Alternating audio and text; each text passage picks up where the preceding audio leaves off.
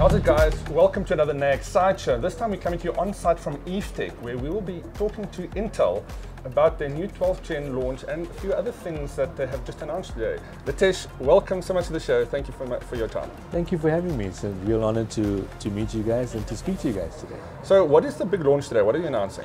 So I think firstly, we want to talk about Intel 12th generation technology. It's the biggest change in our x86 architecture that we've had in a little over 10 years. So we're very, very excited about it. We've launched our new hybrid technology. So we have our performance cores and our new efficient cores. And together with the Intel Thread Director software, we're able to pull together the two architectures and just give the users a better experience by transferring workloads to either the performance cores where needed and then the back-end tasks to the efficient cores. So just creating a great experience and this new exciting technology that everyone's been waiting for. Yeah, look, I've played with i5, i7 and the i9 and wow, it's been beautiful. The performance is absolutely wonderful. Now, in terms of gaming, esports, and competitive gaming, what have you guys got up your sleeves this time around? Yeah, so we just announced it. We're very, very excited. I think we understand that we have to do a lot more as Intel to invest in the gamer community. We have just announced what we're calling Intel Africa Masters, where we are purpose-built a gaming tournament for African gamers by African gamers. We see the need. Generally, we see African gamers really struggle to compete internationally because of latency issues and all the other problems we face. So we thought, let's build this tournament, let's do something across the continent and just try and drive and build a gaming community from a grassroots level. So we'll kick it off in the second half of this year. There'll be an online competition, in 6 countries in Africa, which is South Africa, Nigeria, Egypt, Morocco, Algeria, and Tunisia. We'll do online tournaments in each of those countries. And then the winners from each country will be flown to South Africa at the end of this year, where we'll do a finals. And I think it's more important that we just bring that gaming community together, let them compete, let's develop them, let's invest in them. And as the years go by, I think we'll be able to compete a little bit more on the international stage. And it's important for us as Intel, as the leaders in technology and as that agnostic player that can bring together the ecosystem. It was important for us to do this and invest in this community. Now, in terms of some of the games you'll be playing, is there any insight into what the competition structure will be like and what you have up your sleeves there? Yeah, so it will be a CSGO tournament. That's the approach that we've decided to take. We needed to find something. When you work with 6 different countries and 6 different cultures, we had to find something that's common across all of those cultures.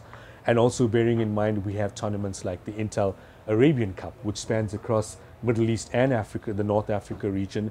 So there we will play Valorant, and we decided for the African tournament, we'll go CSGO. Now, coming back a bit to the CPUs, what has the uptake been from some of the other people you've spoken to about the Core i9? I mean, the Core i9 and the Core i7, both in the 12th gen, has been seemingly doing well.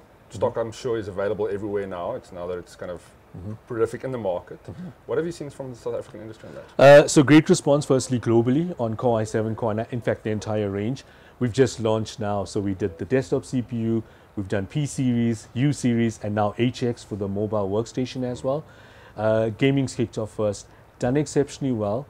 The South African PC market has done really well this year and also last year, where we're seeing a lot of categories not doing that great, specifically in the entry PC space and other electronic spaces.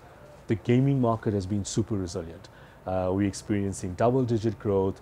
There's this insatiable demand for gaming devices. In fact, in the first quarter of this year, we've shipped just over 2 million 12th gen CPUs globally, and it's still not enough. So we're just consistently working with the factories and trying to get as much more product out there as possible. And then when we look at gaming notebooks versus gaming desktop, obviously notebooks have received a massive boost in performance because of the 12th gen CPUs, allowing those performance cores to kick in only when needed.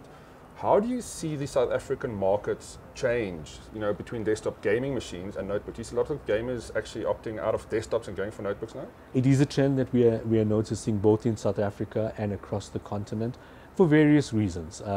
The desktop market will always do well. There's always going to be the enthusiasts.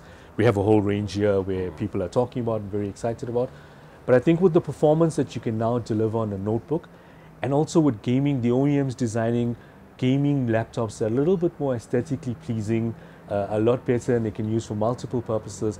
we're seeing this growth in the laptop gaming space. The desktop space is thereabouts. It's not really declining, but it's actually the TAM that's growing and more people entering the gaming funnel on the notebook space. So very excited about I also got a theory in terms of load shedding. It's becoming more important as a gamer to be able to have it. You obviously can't game on the battery, but having that low draw power, because I've been monitoring some stuff that the power draw of my machines, and it's definitely a benefit to the notebook side of things. So I'll be interested to see what gamers, especially with ongoing load shedding situation, having low power gaming at your fingertips. I think it's vital. I think working on the power solutions is important. It's an African problem, in fact, not just a South African problem.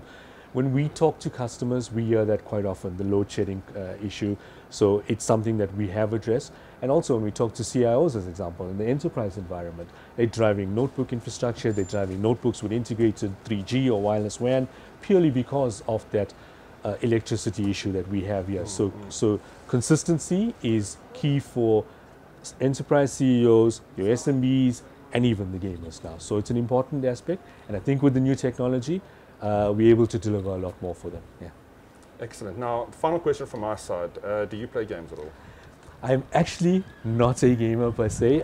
I play mobile, a bit of mobile gaming. The team have been trying to get me to game. Mobile gaming is amazing, I love it. Exactly, the team have been trying to get me to game. They promised to build me a gaming PC and get me into it, but as you can see, I'm much older, but I will get into it. Yes. I can highly recommend one of those MSI notebooks. I've been jamming on them. Trust me, it'll be money well spent. There we go. There we go. Good stuff. Thank you very much for your time. Thank you. Appreciate it. Thank you.